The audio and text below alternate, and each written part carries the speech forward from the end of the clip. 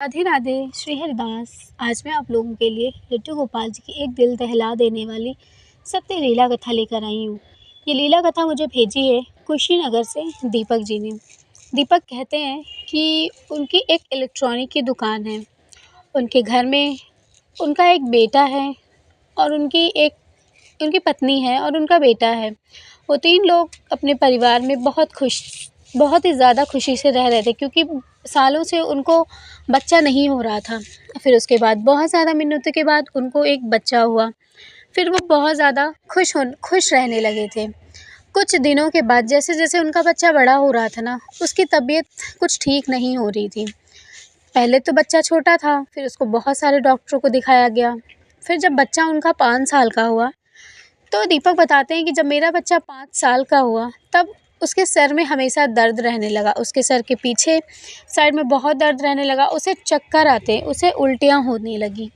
ये देख कर के बहुत ज़्यादा दुखी हो जाते थे दीपक कि आखिर एक तो इतनी ज़्यादा मिन्नतों के बाद हुआ है और ऊपर से इसकी तबीयत भी ठीक नहीं रहती, इसको पता नहीं क्या हो गया। दीपक कहते हैं कि हमारे घर में लड्डू गोपाल जी की बहुत सेवा पूजा करते हैं और हम हमेशा बिहारी जी के दर्शनों के लिए भी जाते रहते हैं वृंदावन।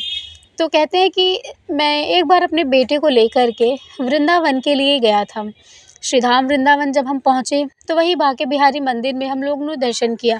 दर्शन करने के बाद अचानक से वहीं पर मेरे बेटे की तबीयत बहुत ज़्यादा ख़राब हो गई। मेरे बेटे को उल्टियाँ होने लगी। उसके बाद फिर उसकी उल्टियाँ बंद ही नहीं हो रही थी, उसका सर बहुत दर्द हो रहा था। मेरा बेटा 7 साल का हो गया था। उसकी ऐसी हालत देखकर मेरी तो अब हालत ही ख़राब हो गई थी। मेरी पत्नी की हालत बहुत ज़्यादा ख़राब हो गई थी, क्योंकि वो बहुत ज़्यादा दुखी हो गई थी कि उसको क्या हो गया। मेरा बेटा वहीं पर बेहोश हो गया। फिर उसके बाद हम वहाँ से घर आए। घर आने के बाद हमने डॉक्टर को दिखाया। जब हमने डॉक्टर को दिखाया, तो डॉक्टर ने बताया हमें कि उसको ब्रेन ट्यूमर है। ब्रेन ट्यूमर की बात सुन कर के हम दोनों पति-पत्नी, हम दोनों की हालत एकदम ख़राब हो गई, क्योंकि हमारे ना आगे-पीछे कोई है, ना हमारा परिवार है। हमारे मम्मी-पापा भी बहुत पहले ही ख़त्म हो चुके थे। वो कहते हैं कि हमारी तो दुनिया बिल्कुल उजड़ सी गई। हमें लगा कि अब हम क्या करेंगे? तभी जो कुछ मोहल्ले वाले थे, जो कुछ लोग थे, उन्होंने कहा कि परेशान होने की ज़रूरत नहीं है, ये ठीक भी हो सकता है।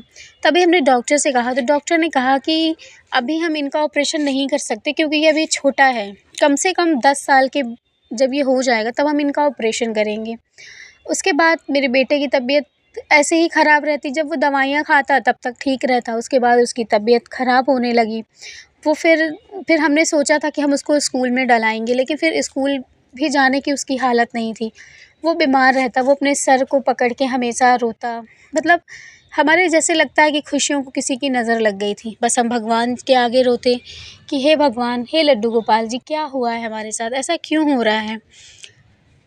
कोई रास्ता नहीं दिख रहा था। इसी तरह करते-करते मेरा बेटा 9 साल का हो गया। 9 साल का हो गया, तो हमने डॉक्टर से, आप यकीन नहीं करेंगे, वो बताते हैं कि हमने एक छोटी-सी ही इलेक्ट्रॉनिक की दुकान थी, हम कैसे ही अपना खर्च चलाते थे। फिर उसके बाद हमने कुछ लोगों से कर्ज़ा भी ले लिया था कि हम कुछ कर्ज़ा लेके अपने बेटे की दवाइयाँ कराएँगे। इसी तरह से वो बताते हैं कि हमने इतनी ज़्यादा दवाइयों के पीछे हमने इतना ज़्यादा खर्चा हमारा इतना ज़्यादा खर्चा हुआ कि हमारी जो पत्नी थी, उन्होंने घर भी मतलब जो उनका घर था ना, उन्होंने गिरवी रख दिया उसको। उसके बाद फिर उनकी जो पत्नी के गहने थे, मतलब इसी तरह से ना, कहते हैं कि वो 3-4 सालों में ना, वो इस तरह से, मतलब उनकी सारी जमा-पूँजी जो भी थी, उनकी पूरी खर्च हो गई, क्योंकि उनके बेटे की बहुत ही महँगी दवाइयाँ चल रही थी। वो दिल्ली से दवाई करवा रहे थे। इसी तरह से वक़्त बीतता गया, फिर बहुत ज़्यादा निराश हो गईं। एक दिन उनकी बेटी की हालत बताते हैं कि बहुत ज़्यादा ख़राब हो गई थी, बहुत ज़्यादा ख़राब हो गई थी। तो उसको फिर हॉस्पिटल में एडमिट करना पड़ा। डॉक्टर ने कहा कि अभी हम इनका हॉस्पिटल में इलाज हमको करना बहुत ही ज़रूरी है, और अगर हम इलाज नहीं करेंगे इनका, तो फिर आपका बेटा आपके हाथ नहीं आएगा। ये सुन कर के मेरी पत्नी भी वहीं गिर के बेहोश हो गई। फिर उसको भी एडमिट करवाया गया, और सिर्फ़ बचा मैं क्या-क्या करूँ अकेले? मेरा तो खुद काम नहीं कर रहा था दिमाग। मुझे बस ऐसा लग रहा था कि मैं अब ऐसा क्या करूँ? मतलब कहते हैं दीपक कि मैं इतना ज़्यादा परेशान हो गया था कि मुझे लगता था कि बस मैं अपने आप को ख़त्म कर लूँ बस, और कोई चारा नहीं था। लेकिन फिर जो हमारे पड़ोसी थे, वो बहुत ही अच्छे थे। हम घर आए तो हमने बताया कि जो अगल-बगल थे उन लोगों से हमने मदद माँगी कि आप हमें कुछ मदद कर दीजिए, कुछ पैसे की मदद कर दीजिए क्योंकि हमें बहुत ही ज़रूरी है पैसों का, मतलब पैसों की बहुत ज़्यादा ज़रूरत है। तो उन्होंने बोला कि ठीक है हम मदद कर देंगे आपकी। तो उनसे जो बन पड़ा उन्होंने किया, फिर मैं लेके गया हॉस्पिटल में, मैंने हॉस्पिटल में उनको दिया, जो भी था। उसके बाद जब वो हॉस्पिटल गए तो उन्होंने देखा कि उनकी पत्नी की अब हालत थोड़ी-सी ठीक हो चुकी थी। फिर उन्होंने डॉक्टर से बात की, तो डॉक्टर ने एक बड़ा अमाउंट बता दिया कि आपके बेटे का ऑपरेशन तो हम कर देंगे, लेकिन फिर आपको इतने पैसे लगेंगे। ये सोच कर के मैं बहुत ज़्यादा अब दुखी हो गया कि मैं इतने पैसे अब कहाँ से जाकर लेकर आऊँगा। मैं आपको बता दूँ कि मैंने दिल्ली में अपने बेटे को एडमिट करवाया था और डॉक्टर वहीं से उसकी दवाइयाँ चल रही थीं। तो वो डॉक्टर ने बोला कि अभी हम उसको कुछ दिन एडमिट करेंगे, तब तक आप जा कर के पैसों का इंतज़ाम कर लीजिए। और फिर एक दिन की बात है, मैं वहाँ से घर आ रहा था, मुझे लगा कि मेरे जो दूर के रिलेशन वाले हैं ना, मुझे लगा कि मैं उनसे कुछ मदद माँग लूँगा। तो फिर जब मैं उनसे मदद माँगने के लिए बस आज मैं ट्रेन पर बैठा ही था, मैंने अपनी पत्नी को वहीं हॉस्पिटल में ही छोड़ दिया था। तो मैं बैठा हुआ था ट्रेन में, तो मुझे मतलब बहुत ही ज़्यादा मैं दुखी था, मैं ऐसे मतलब मेरी आँख से आँसू भर नहीं निकल रहे थे, बाकी मैं बहुत ज़्यादा अंतर्मन से दुखी था। तभी मेरे सामने एक लड़का आया जो करीब 20-22 साल का था, तो वो मेरे साथ ही बैठा था वो। तो उसने एक बड़ा-सा थैला लिया हुआ था, तो उसने मुझसे बोला कि आप कहाँ जा रहे हैं? तो मैंने उससे बताया कि मैं जा नहीं रहा हूँ, मैं घर जा रहा हूँ, मेरे बेटे की तबीयत ठीक नहीं है। तो फिर वो मुझसे बार-बार बोलने की कोशिश कर रहा था, फिर मेरा मन नहीं लग रहा था उससे बोलने में, लेकिन फिर भी मुझे उससे बार-बार बात करनी पड़ रही थी। वो मुझसे बार-बार कह रहा था कि आप इतने परेशान क्यों हैं? आपको इतनी परेशानी क्यों है? आप बताइए ना, मुझसे बताइए। तभी वो कहते हैं दीपक कि मैंने उससे फिर सारी बातें बताई कि कैसे मेरा बेटा बीमार हो गया, कैसे उसको ब्रेन ट्यूमर है इतने सालों से, कैसे वो बहुत ही ज़्यादा परेशान है, मैं उसको हॉस्पिटल में एडमिट कर कर आया हूँ। मतलब मेरी तो सारी जमा पूँजी ही ख़त्म हो गई है, अब आप ही बताइए कि मैं क्या करूँ? ये सुन कर के वो जो लड़का बैठा हुआ था, वो मुझे बस हँसते हुए देख रहा था। तो मैंने अपने मन में एक बार सोचा कि ये लड़का जानबूझ करके ऐसे कर रहा है, क्योंकि ये मेरा मज़ाक उड़ा रहा है हँस के। फिर उसने मुझसे हँसते हुए बस सिर्फ़ इतना ही कहा कि क्या आपको बिहारी जी पर भरोसा नहीं रहा? ये बात सुन के मैं तो उसका चेहरा ही देखने लगा। मैंने उसके चेहरे को गौर से देखा। वो 22 साल का लड़का, सांवला-सा, उसके चेहरे पर इतनी मासूमियत थी। तो मैंने उससे कहा कि नहीं ऐसा नहीं है, मैं विश्वास करता हूँ, लेकिन ऐसा नहीं है, मुझे इतने ज़्यादा दुःख है, मेरा पूरा सब कुछ तो बिक गया, मेरा क्या बचा? कुछ भी तो नहीं बचा। लेकिन अब मेरी दुनिया ही ऐसी ख़त्म हो गई है, मेरा बेटा ही नहीं रहेगा, तो मैं ये सब चीज़ें ले कर के क्या करूँगा? तभी उसने कहा कि क्या तुम लड्डू गोपाल जी पर विश्वास नहीं करते? फिर मुझसे उसने यही बात कही। फिर मैंने उसको कुछ भी नहीं कहा, मैंने उसको साफ-साफ कहा कि देखो भाई, मैं बहुत विश्वास करता हूँ, लेकिन जब दुःख की घड़ी आती है ना, तो भगवान भी साथ नहीं देते।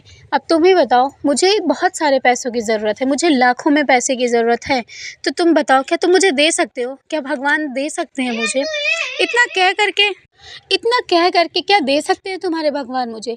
इतना कह कर के वो रोने लगे। दीपक कहते हैं मैं उसके सामने ही रोने लगा। फिर उसने मुझे मेरे आँसू को पोंछे, उसने मुझसे पहले तो उसने मुझसे कहा कि तुम परेशान मत हो।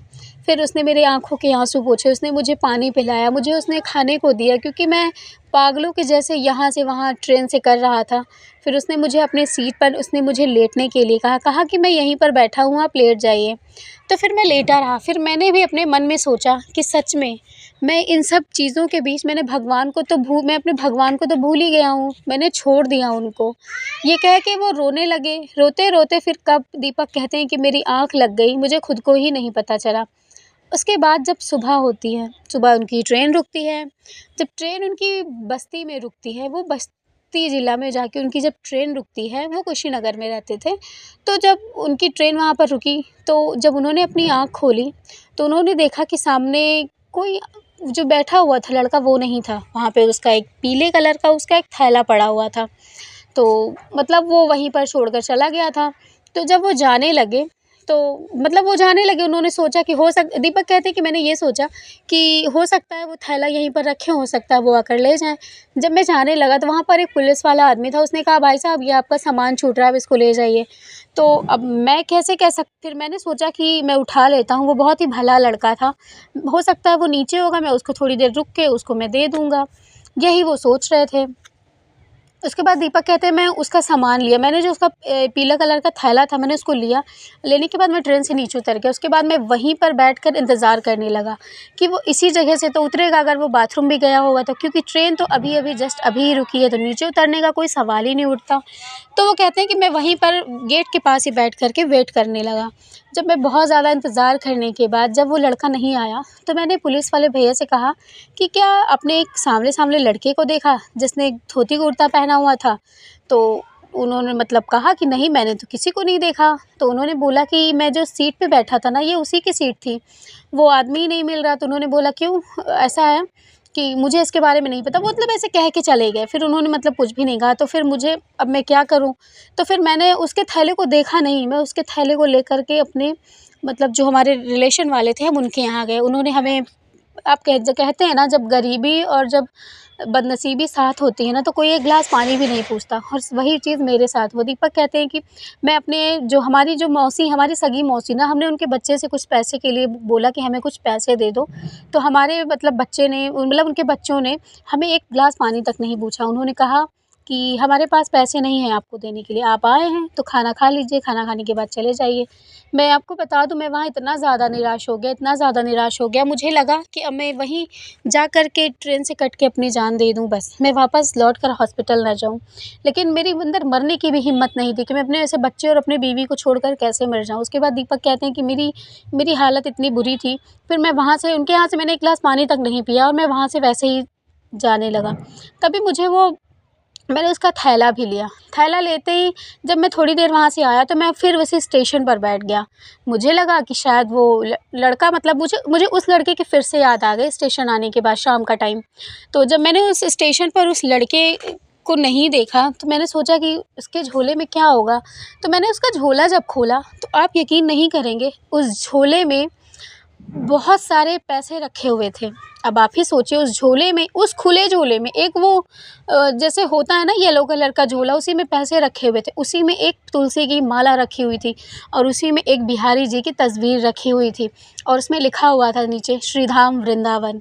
ये देख कर के मैं तो बहुत ही ज़्यादा आश्चर्य हुआ। मुझे लगा कि ये हो सकता है, पहले तो मुझे लगा कि वृंदावन का हो सकता है, इसीलिए उन्हीं का झोला है। तो फिर मैंने उनको इधर-उधर ढूँढा, फिर वो कहीं नहीं मिले। इतने सारे पैसे लेकर के मुझे तो डर लग रहा था कि कहीं मुझे पुलिस ही ना पकड़ ले, ये चोर समझ के कि तुम इतने सारे पैसे कहाँ से लेकर आए हो।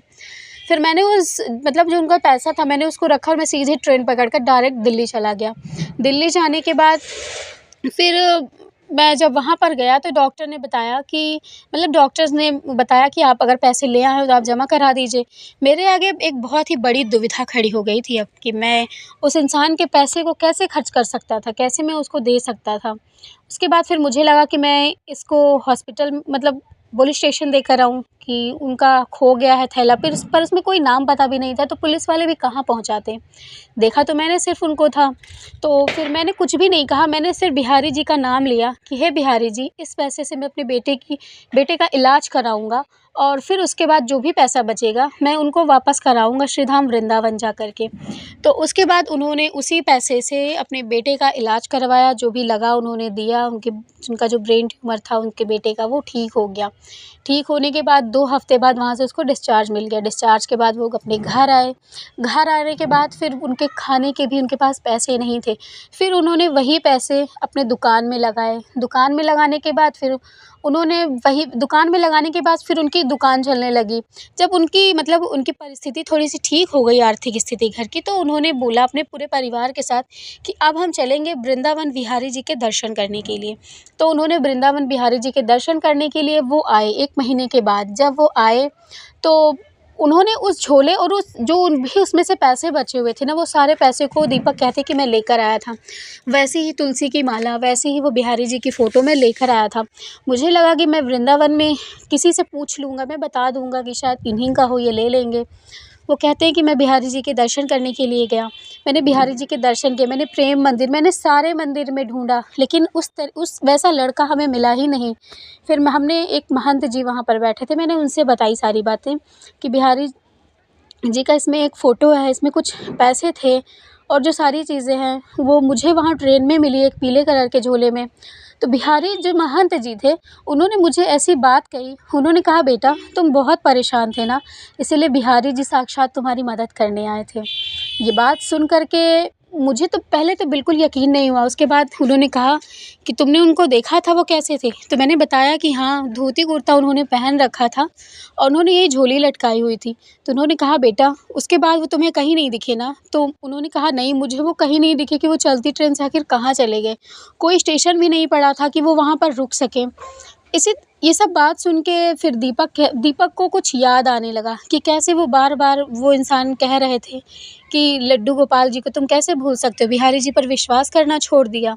तो ये बात सुन कर के, सोच कर के वो जो महंत जी थे, वो उनके चरणों में पकड़ के रोने लगते हैं कि कहते हैं कि मैं सच में, क्या मेरे लिए मेरे बिहारी जी साथ चल कर आए थे मेरे पास? उनको इस चीज़ का मतलब यकीन ही नहीं हो रहा था। वो इस चीज़ को सोचकर बहुत रो रहे थे। उन्होंने कहा, बेटा रो नहीं, बिहारी जी बहुत दयालु हैं। वो अपने भक्तों को के ऊपर कृपा करते हैं ना, तो उनको कुछ भी देना हो ना, तो स्वयं जाकर देते हैं। तुम परेशान थे, तो तुमको उन्होंने सब कुछ दिया। ये सुन कर के दीपक कहते हैं कि मैं अपने आप को आज भी उस चीज़ के लिए माफ़ नहीं कर पाता कि वो जो इंसान थे, वो मेरे पैरों के पास बैठे थे और मैं सो गया। कैसे मैं ऐसा कर सकता हूँ? इस चीज़ का कहते हैं दीपक कि मेरे अंदर आज भी दुःख होता है ये बात सुन के कि कैसे वो मेरे चरणों के पास मेरे मैं उनके चरणों को नहीं छू सका। साक्षात बिहारी जी मेरे पास आए थे। तो वो कहते हैं कि वो साक्षात बिहारी जी थे, लेकिन जो लोग सुनते हैं वो कहते हैं कि कोई ऐसा मसीहा होगा जो तुम्हें मदद करने के लिए मिल गया होगा। ये बात कितनी सही है, कितनी गलत है, ये तो बिहारी जी ही जाने। तो दीपक कहते हैं, फिर सारे पैसे को मैंने बैंक में जमा करा दिया। मैंने कहा कि कभी तो मुझे मेरे बिहारी जी मिलेंगे, तब मैं उनको ज़रूर दे दूँगा। तो उन्होंने फिर बोला कि जब मेरा बच्चा बड़ा हो जाएगा, जब वो ठीक-ठाक हो जाएगा, एकदम अच्छे से उसकी तबीयत बिल्कुल सही हो जाएगी, तो वो जा कर के उन्हीं पैसों से बिहारी जी के नाम का भंडारा करा देंगे। तो उन्होंने बोला कि अब मुझे ऐसा कराना है, मैंने अभी ये तक किया नहीं है। तो उन्होंने जब मुझे घटना बताई, तो मैं तो सुन के बहुत ज़्यादा खुश हो गई। मैंने भी कहा कि चल, आप बहुत ही मतलब आप एक बहुत ही धन्य इंसान हैं कि आपको साक्षात बिहारी जी के दर्शन हुए। वो कहते हैं कि मैं उस सुंदर एक 22 साल के लड़के के मुख को वो भूल ही नहीं सकता कि वो सांवला-सा लड़का कितना ही मतलब कितना मासूम था, उस चीज़ को वो नहीं भूल सकते। तो आज की थी ये मेरी घटना, कैसी लगी ज़रूर बताइएगा। लाइक ज़रूर कर दिया करिए, चैनल को सब्सक्राइब कर दिया करिए, शेयर कर दिया करिए अगर स्टोरी अच्छी लगे तो। मिलूँगी आप लोगों से लड्डू गोपाल जी की नई लीला कथा के साथ। तब तक के लिए राधे राधे, जय श्री कृष्णा।